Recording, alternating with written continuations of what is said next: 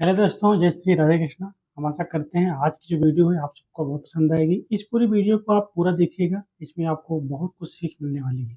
ये कहानी बहुत बेहतरीन कहानी है। आइए स्टार्ट करते हैं। माँ कैसी हो? फोन पर रीना की चहकती आवाज़ सुनाई पड़ी। मैं तो ठीक हूँ, पर तू बता कैसी है? माँ वैसे तो सब ठीक है, पर गर्मी इतनी है कि कूलर की हवा में भी पूरी पूरी रात नींद नहीं आती। उमस के कारण पूरा बदन चिपचिपाता रहता है। गर्मी तो यहाँ भी बहुत है माँ। हम एसी लेने की सोच रहे हैं। यदि 10,000 आप दे दे तो बाकी हम अरेंज कर लेंगे। तुरंत उसने अपनी बात पर आते हुए कहा, बेटी तुम तो जानती हो कि अभी तुम्हारे विवाह पर इतना खर्चा हुआ है, लोन लिया है उसे चुकाना है, ऊपर से सीमा की पढ़ाई का खर्च। ठीक है, तुम्हारे डैडी से बात करती हूँ। कविता ने बात वहीं समाप्त करने की कर्ज से कहा, क्योंकि अगर वह ऐसा नहीं कहती तो वह फोन पर ही वाद विवाद करने लगती। ठीक है माँ, शाम को फिर बात करूंगी, लेकिन डैडी से पूछ जरूर लेना। रीना ने तुरंत उत्तर दिया। रीना ने फोन रख दिया था। एक बार फिर कविता की आंखों में सूनापन उतर गया। क्या हो गया है इस लड़की को, जो विवाह तय होते ही इतना बदल गई? लगभग आवश्यकता की हर वस्तु उन्होंने उसको दी है, और अब एसी की डिमांड। क्या उसे इतना भी एहसास नहीं कि उसके माता पिता उसके विवाह में इतना खर्चा कहाँ से कर पाए हैं? यह सच है कि आज नई पीढ़ी की सोच में काफी परिवर्तन आया है। पुरानी पीढ़ी के विपरीत नई पीढ़ी अब भविष्य के नाम पर वर्तमान को कष्ट में नहीं बिताना चाहती। आज पूरी गृहस्थी सजी सजाई चाहिए। शायद आज की पीढ़ी में धैर्य नाम की चीज ही नहीं बची है। इसमें बच्चों की भी कोई गलती नहीं है। माता पिता ही बचपन से बच्चों की हर इच्छा को पूरी करते हुए यह नहीं सोचते कि जीवन में जहाँ फूल है वहाँ कांटे भी होंगे।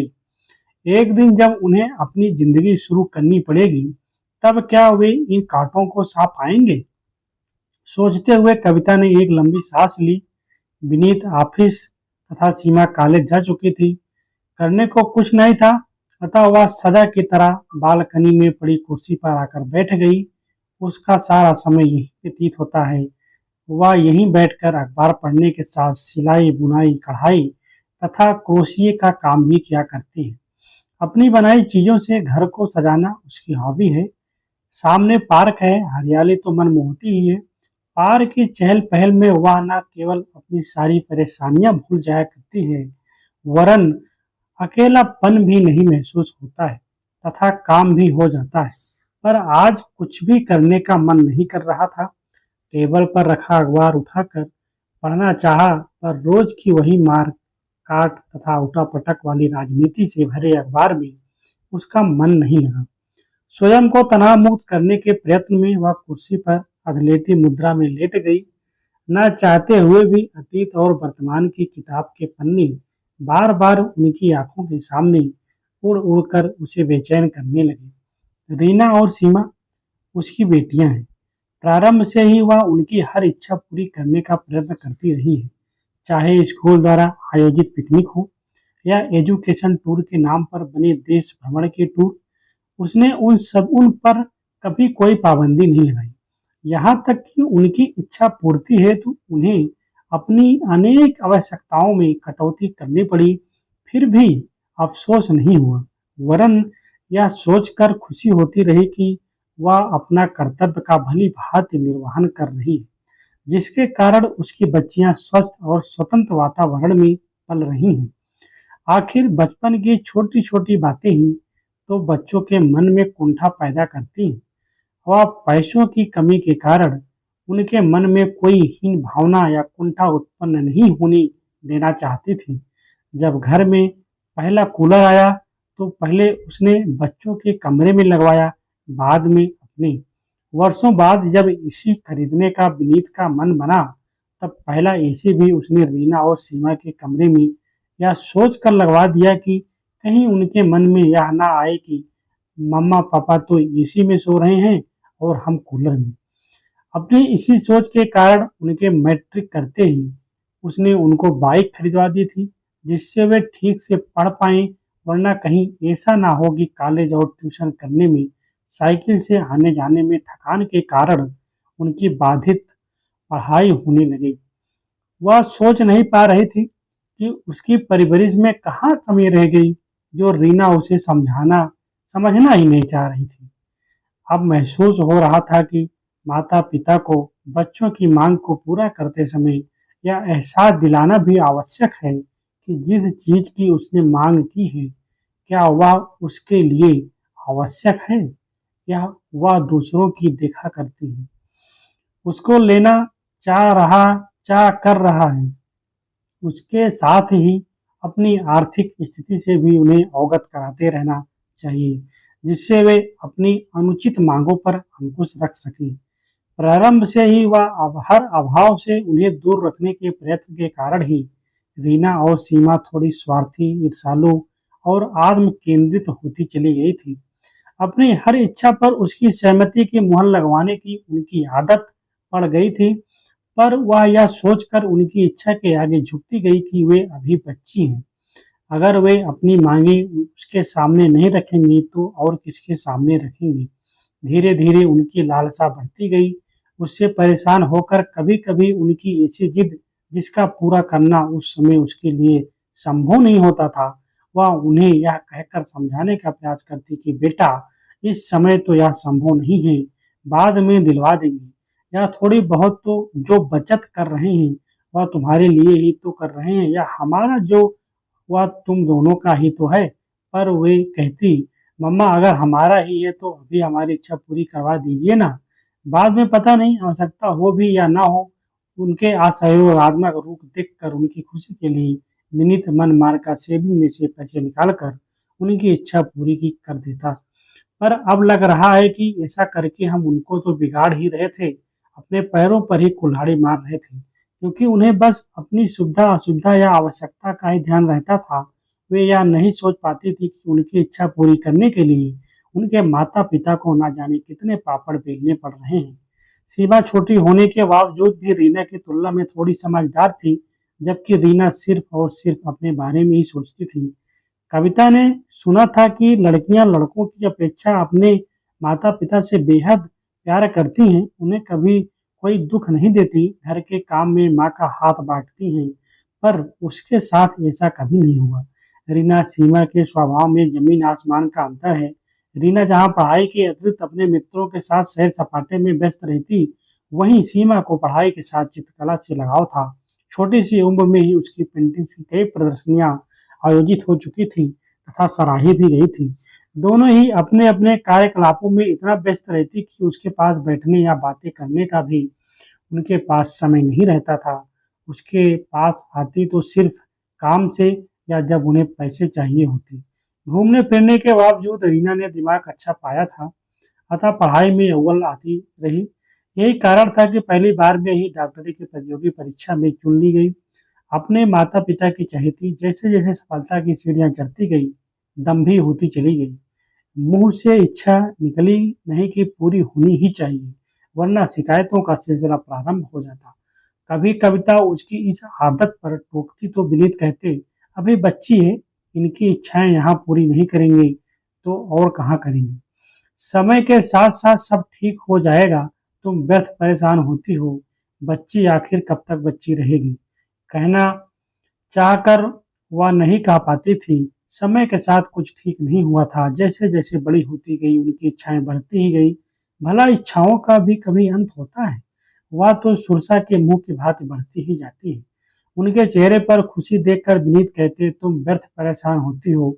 इंसान अपने बच्चों के लिए नहीं करेगा तो किसके लिए करेगा। वे खुश तो हम खुश, पैसों का क्या, वह तो हाथ का मैल है। जब है तभी तो खर्च कर पा रहे हैं। खुशी तो सिर्फ इतनी कि वे दोनों को अपने अपने क्षेत्रों में सफलता प्राप्त कर रही थी। उनके उन्नत भविष्य को देखकर सोचती, क्या अंतर है। आजकल लड़के और लड़कियों में व्यर्थ ही लोग लड़की होने पर मातम मनाते हैं, वरना आजकल लड़कियां भी लड़कों से कम थोड़े ही हैं। रीना की डॉक्टरी की पढ़ाई समाप्त होते ही अब उसका घर बसाने की चिंता प्रारंभ हो गई। कई लड़के देखने के पश्चात नवीन पसंद आया। वह भी डॉक्टर था। सपनों को पंख तब लगे जब उसने तथा उसके घर वालों ने भी रीना को पसंद कर लिया। इससे भी अधिक प्रसन्नता इस बात की थी कि उनकी कोई मांग नहीं थी। तारीख तय होते ही विवाह की तैयारियां प्रारंभ हो गई। घर की पहली शादी थी, अतः कविता और विनीत अपनी तरफ से कोई कमी नहीं छोड़ना चाहते थे। एक दिन वह और विनीत विवाह में दिए जाने वाले सामान की लिस्ट बना रहे थे कि रीना आ गई। लिस्ट देखकर बोली, डैड, आपने हमको माइक्रोवेव तो लिखा ही नहीं। हाँ, 56 इंच वाला स्मार्ट टीवी ही दीजिएगा, वरना उसके बिना मजा नहीं आएगा। पलंग, ड्रेसिंग टेबल, अलमारी, सोफा, डाइनिंग टेबल तो देंगे ही। अब रीना का सारा समय फरमाइशों और शॉपिंग में व्यतीत होने लगा। विवाह का जोड़ा उसने 50,000 का पसंद किया। गहने और सामान तो ठीक हैं, पर पूरी जिंदगी में 4-5 बार से अधिक न पहने जाने वाले लहंगे पर इतना पैसा खर्च करना कविता के संस्कारी मन को चुभा। ना चाहते हुए भी कविता के मुंह से निकल ही गया, बेटा, लहंगा कुछ ज्यादा ही महंगा नहीं है, कोई दूसरा देख ले। तुम भी माँ, विवाह आखिर एक ही बार तो होता है, मुझे तो यही पसंद है। देखो, पिंक शिफॉन के इस लहंगे में कितना जिनुइन जरदोजी वर्क किया गया है। विवाह के जोड़े के पश्चात साड़ियां भी उसने महंगी ही पसंद की। 21 साड़ियां देने की बात कही तो पहले बात तुनकी, फिर यह कहते हुए मान गए कि तुम ठीक कहती हो माँ, साड़ियां तो कभी कभी ही पहनूंगी। अस्पताल जाने के लिए तो सलवार कुर्ता या जीन्स टॉप से ही चाहिए। इतने सलवार सूट तो हैं तुम्हारे पास, वही ले जाना। कविता ने कहा, मामा, ये सब तो पुराने हैं, पहली बार पुराने सूट लेकर जाऊंगी तो लोग क्या कहेंगे, उन्हें बाद में ले जाऊंगी। बात तो उसकी ठीक ही थी, अतः उसने कई जोड़ी मनपसंद सलवार सूट भी खरीदे। उसके बाद मैचिंग चूड़ियां, बिंदी, लिपस्टिक, नेल पॉलिश, पर्स और चप्पलों का दौर प्रारंभ हुआ। जेवर, घर का फर्नीचर भी उसने अपने पसंद का लिया। कविता को लग रहा था कि कितना अंतर आ गया है आज और कल में। एक उनका समय था जब विवाह में लेन देन की बात उठते ही लड़कियां उठकर चली जाती थी, लेकिन आजकल वे इसमें खुलकर हिस्सा ही नहीं लेती, वरन अपनी पसंद और नापसंद का इजहार करते हुए लिस्ट में फेरबदल भी करवाने में कब नहीं हिचकती। वह समझ नहीं पा रही थी कि यह उनकी जागरूकता है या लोलुपता।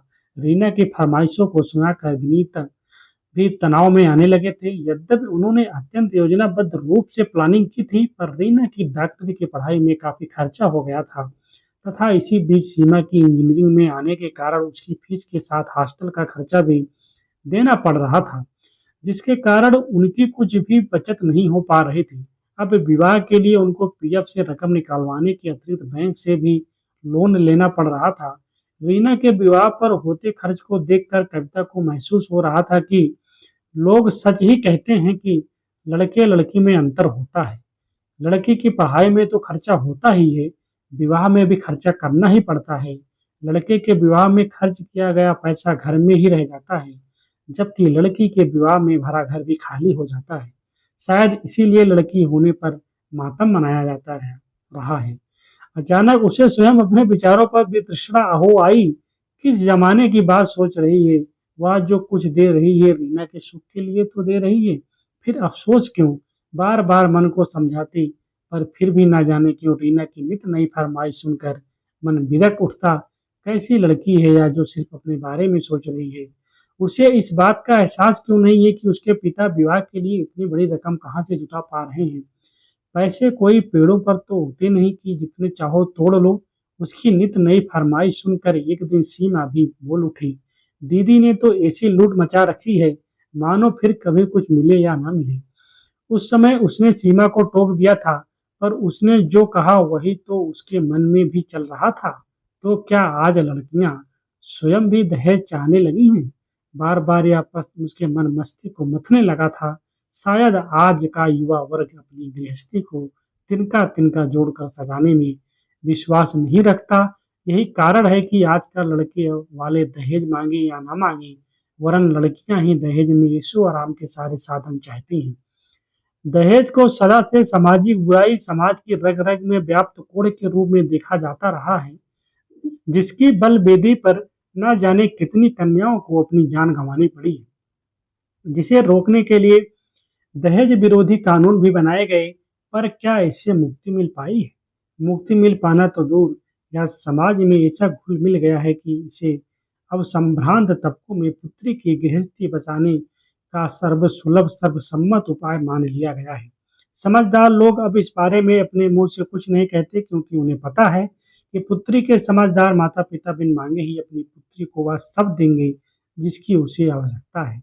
शायद यही कारण है कि रीना के ससुराल वालों ने इस संदर्भ में उनसे कुछ नहीं कहा, पर रीना उनकी अपनी बेटी का व्यवहार देखकर कविता को लग रहा था कि कहीं दहेज युवा पीढ़ी की परिवर्तित सोच के कारण सामाजिक मान्यता न प्राप्त कर ले। विवाह का दिन भी आ गया। गुलाबी जोड़े में सजी रीना परी सी लग रही थी। किसी की नजर न लग जाए इसीलिए उसने उसके कान के पीछे काला तिल बना दिया था। उसे ऐसा करते देख रीना खूब हंसी थी। विवाह की सारी रस्में हंसी खुशी निपट गई। रीना और नवीन की परफेक्ट जोड़ी को देखकर जब नाते रिश्तेदार और अड़ोसी पड़ोसी उसे बधाई देने लगे तो वह गर्व से भर उठी थी। हंसते खिलखिलाते माहौल में वह अपनी सारी चिंताएं भूल गई थी। विदाई की बेला भी आ गई। अचानक हंसी खुशी से भरा माहौल बोझिल होने लगा था, पर कविता ने स्वयं पर काबू रखा था। उसकी मान्यता रही थी कि बेटी को रोते रोते नहीं वरन हंसते हुए विदा करना चाहिए। जब हम हंसी खुशी विवाह की सारी रस्मों को निभा रहे हैं तो रोना क्यों? विदा के समय बेटी अच्छी यादों को लेकर जाए, ना कि माता पिता के आंसुओं से भरे चेहरे को। जब जब उसे वे चेहरे याद आएंगे तो क्या उसका मन नहीं दरकेगा? अपनी इसी मना स्थिति के कारण विदा के समय या यत्न पूर्वक आंसुओं को पीती रही, पर उन्हें बहने नहीं दिया। विदा के समय गले लगती बेटी को ढाढ़स बंधाने के बजाय विनीत भी पपक पपक कर रो पड़े थे, किंतु कविता रीति आंखों से पुत्री को विदा होते देखती रही थी, पर आंखों से एक भी आंसू नहीं ढकने दिया। बस हौले से उसे गले लगाकर उसके आंसू पोंछते हुए कहा, बेटा अपने नए घर में आंसुओं के साथ नहीं वरन खुशी खुशी जाओ। तुम्हारी सारी इच्छाएं पूरी हों, बस यही कामना है। देखो कैसी माँ है। मेरी बेटी विदा हुई थी तब कई दिनों तक मेरे आंसू ने रुकने का नाम नहीं लिया था। उसे बेटी को ऐसे विदा करते देखकर उसके पड़ोसन ने कहा, हाँ दीदी, पत्थर दिल है, सबकी आंखों से आंसू निकल रहे हैं और एक या की है कि बुत बनी खड़ी है। दूसरी आवाज आई। कविता का मन किया कि एक बार पलट कर देखें, पर मन पर काबू कर लिया। आखिर क्यों रोई? जब जब खुशी खुशी अपनी पुत्री के लिए घर वर ढूंढा है, रोकर खुशी के माहौल को गमगीन बनाना क्या उचित है? पर सदियों पुरानी रीत रिवाज केवल उसके चाहने से तो बदल नहीं सकते। अतः उनके वाक्य सुनकर भी चुप लग गई। उसे चुप देखकर बात संभाली थी कि उसकी ननद नमिता ने, जिसने उन्हें टोकते हुए कहा था कि आप भी कैसी बातें कर रही हैं। बेटी के वियोग में भाभी के आंसू सूख गए हैं। दुख में कभी आंसू बा निकलते हैं तो कभी सूख जाते हैं। पर कविता की ओर मुखातिब होकर उसकी अपने अंक में समेटते हुए कहा था, भाभी रीना दूर थोड़ी ही गई है, जब चाहे मिल आना। सोनी आंखों से वह नंदिता की ओर देखती रह गई थी, मानो कहना चाह रही हो, क्या अन्य रस्मों की तरह यह रस्म निभाना भी जरूरी है? वह खुशी खुशी अपनी बेटी को विदा कर रही है तो उसमें कौन सा गुनाह हो गया?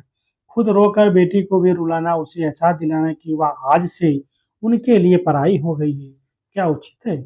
उसकी बेटी आज भी उसके लिए उतनी ही अपनी है जितनी विवाह के पहले थी।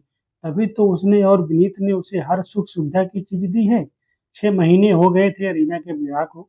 उसके चेहरे पर खुशी देख वह अभिभूत हो उठी थी। नवीन उसका बेहद ख्याल रखता था। ससुराल भी अच्छी और संपन्न थी, पर वह जब भी आती डेकोरेशन की, किचन की या कोई भी मनपसंद चीज यह कहकर ले जाती कि मामा मेरे पास नहीं है, क्या मैं ले जाऊं? भला उसके आग्रह को वह कैसे नकार पाती, भले ही बाद में उस चीज की वजह से उसे परेशानी हुई हो। पर बच्चों की खुशी के आगे माता पिता को अपनी हर परेशानी बेमानी लगती है। ऐसा नहीं है कि वह ये चीजें खरीद नहीं सकती थी। अभी कुछ दिन पूर्व उसने 70 लाख का 3 बेडरूम का फ्लैट बुक करवाया था। अपना एक अलग नर्सिंग होम खोलने की भी प्लानिंग चल रही थी। पर फिर भी छोटी-छोटी चीजें मांगना या ले जाना उसकी आदत सी बन गई थी। विवाह के कुछ दिन पश्चात रीना आई। उस समय सीमा भी आई हुई थी। दोनों बहनों को एक साथ हंसते खिलखिलाते देख वह भी बेहद प्रसन्नता का अनुभव कर रही थी। जब वह जाने लगी तब उसने ड्राइंग रूम में रखे सिरेमिक के फ्लावर पॉट को देखकर कहा, ममा यह मुझे बहुत अच्छा लगता है। मेरे पास कोई फ्लावर पॉट नहीं है, क्या मैं इसे ले जाऊं? अगर तुम्हें पसंद है तो ले जाओ, कहकर उसने उसे फ्लावर पॉट ले जाने की इजाजत दे दी थी। उसके जाने के पश्चात सीमा ने क्रोधित होकर कहा था, ममा दीदी की आदत अच्छी नहीं लगती। फ्लावर पॉट वह स्वयं भी तो खरीद सकती थी, ले जाने की क्या आवश्यकता थी? तेरी बड़ी बहन है, विवाह हो गया है तो इसका यह मतलब तो नहीं कि उसका इस घर पर अधिकार ही नहीं रहा।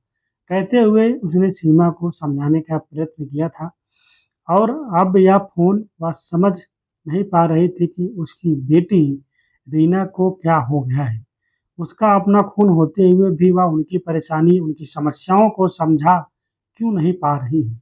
सीमा की पढ़ाई का खर्चा 3-4 वर्ष पश्चात उन्हें सीमा का विवाह भी करना है। उसके विवाह में लिए लोन की किस्तें अभी चूक ही रही थी, फिर भी यह मांग उसके मनपसंद का हर सामान उसके विवाह में दिया गया था, पर सर्दी में विवाह होने के कारण बस एसी ही नहीं दे पाए थे और आज उसने उसकी भी मांग कर डाली। दरक गया था कुछ मन में। डोल डोरबेल ने उसकी विचार तंत्र को भंग कर दिया। दरवाजा खोला तो सामने उसकी पड़ोसन अंजलि थी। आते ही उसने कहा, मन बहुत परेशान था इसलिए तेरे पास चली आई। क्या बात है? अपनी परेशानियों पर ढकेलते हुए उसने प्रश्न किया। कविता, क्या बताऊं, समझ में नहीं आ रहा है, कहूं या न कहूं। ऐसी क्या बात है पड़ोसन, और अच्छी मित्र होने के कारण अगर हम आपस में अपनी बात शेयर नहीं करेंगे तो समाधान कैसे कर पाएंगे। तू सच कह रही है कविता, अब बता बात क्या है। तो तू जानती है पल्लव का अभी पिछले वर्ष ही विवाह किया है, वह भी बिना दहेज के। पल्लव और संजना दोनों ही अच्छा काम कर रहे हैं, लाखों का पैकेज है दोनों का, पर जब देखो भिखमंगों की तरह हाथ ही फैलाए रहते हैं। उन्हें घर खरीदना है, उसके लिए उन्हें डिपॉजिट के लिए 10 लाख चाहिए। अभी 6 महीने पूर्व ही कार के लिए 2 लाख दे चुके हैं। हमने तो कभी किसी से नहीं मांगा, जब पैसा बचा आवश्यकता का सामान खरीद लिया। कविता, पल्लव को यह भी नहीं लगता कि 2-4 वर्ष पश्चात बनीता का विवाह भी करना है। अगर उसकी ऐसी ही डिमांड रही तो कैसे कर पाएंगे बनीता का विवाह। उनके खर्चों में कहीं कोई कमी नहीं है। अभी पिछले महीने ही उसके पास 10 दिन रहकर आए हैं। हर दूसरे दिन बाहर खाना, ब्रांडेड कपड़े, फ्रिज भरा पड़ा है तरह तरह के फ्रोजन फूड से।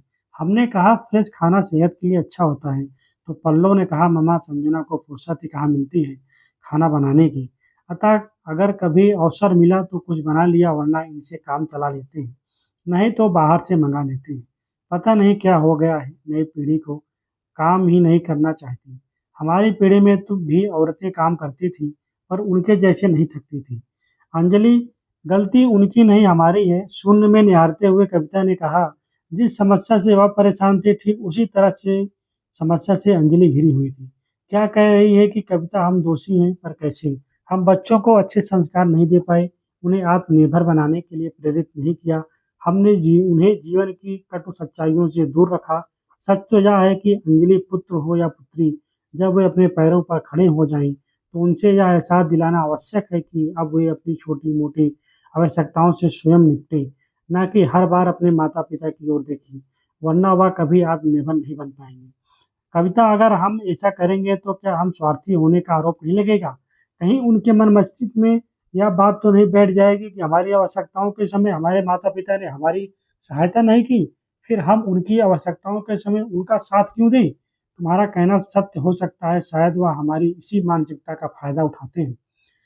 पर आखिर कब तक हम उनकी मांगों के सम्मुख झुकते रहेंगे? आखिर उन्हें भी हमारी मजबूरियां और परेशानियों को समझना होगा। तुम ठीक कह रही हो कविता, मैं आज ही विजय से बात करती हूँ। अगर पल्लव को समझा पाए, घर इतना आवश्यक भी नहीं है, 1-2 वर्ष पश्चात भी ले सकता है। अंजलि कहकर चली गई। कविता ने सोच लिया था कि वह रीना की इस मांग के बारे में विनीत को कुछ नहीं बताएगी, स्वयं ही कोई ना कोई रास्ता निकालेगी। दूसरे दिन विनीत को ऑफिस भेजकर निपटी ही थी कि फिर रीना का फोन आया। मम्मा, क्या तुमने डैड से पूछा? बेटी, तुम तो हमारे घर की स्थिति से भली भांति परिचित हो। अभी तुम्हारे विवाह पर इतना खर्च हुआ है, लोन लिया, पैसा चुकाना ही है। सीमा की पढ़ाई खर्चों के साथ साथ 3-4 वर्षों में उसका विवाह भी करना है। स्वर में अनचाहे ही गिड़गिड़ाहट आ गई थी। सिर्फ 10,000 ही तो मांग रही हूँ, पूरा एसी खरीदने के लिए तो नहीं कह रही हूँ, उसके लिए भी तुम मना कर रही हो।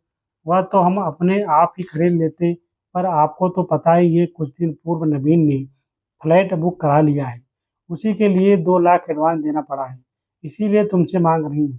तुम तो कहती थी कि हमारा जो कुछ है वह तुम दोनों का है, फिर मना क्यों कर रही हो? कहकर उसने क्रोध में फोन रख दिया था। यह उसका चिरपरिचित अंदाज था। उसे मालूम था उसका फ़ोन फिर आएगा, पर इस बार उसने भी निर्णय ले लिया था। इस बार वह नहीं झुकेगी। आखिर कब तक वह उसकी जायज़ और नाजायज़ माँगों को पूरा करती रहेगी? कब तक वह अपने माता-पिता के एहसासों को समझेगी? अब वह बच्ची नहीं है। उसे समझना चाहिए कि उसके माता-पिता की भी अपनी ज़िंदगी है। Thanks for watching. Thank you. आशा करते हैं दोस्तों ये कहानी आप सभी को समझ में आएगी। आजकल के बच्चे अपने माँ-बाप की मजबूरी को नहीं समझते हैं, डिमांड पे डिमांड रखते हैं, शादी होने के बाद भी। तो हम आशा करते हैं कि आप सबको कहानी से सीख मिली होगी। आप सब ये गलती फ्यूचर में नहीं करेंगे। थैंक यू दोस्तों। Thanks for watching. Thank you.